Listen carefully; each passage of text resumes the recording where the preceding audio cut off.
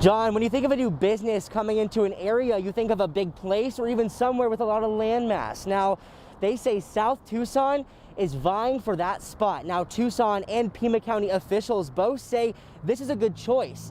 And they say even though that they're pretty small, they're prepared for the big plans ahead. South Tucson sits at a small 1 square mile and has a little over 5,000 people.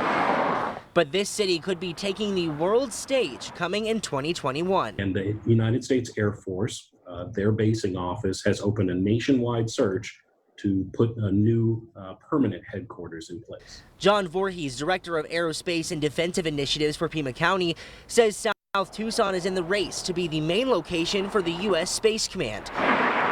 He says for such a small area, this idea is truly out of this world. We are in competition with 26 other states. Other sites include Cape Canaveral, Florida, and even Dayton, Ohio. Greg Hitt with the Pima County Planning and Infrastructure Department says South Tucson was the only town in our area that qualified. There was 3 criteria for submitting the self-nomination form. One was had to be in the top 150 metropolitan statistical area. It had to be AARP's livability index score of 50 or higher. And then the other qualifying criteria was it had to be within 25 miles of an existing military installation.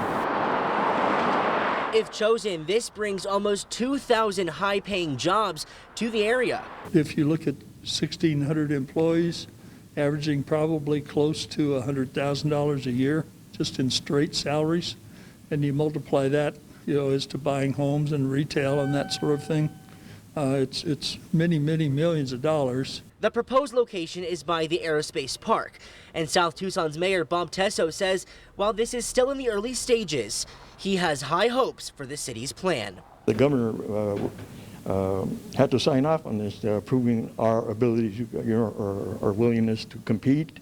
They're thinking big and reaching for the stars. Now, officials also say this would be a great location because of the nice weather year-round, and in December we'll find out who makes the next cut, and finally in January of 2021 we'll find out who gets the headquarters. Now we've got you covered live here from the south side. I'm Austin Walker, News 4, Tucson.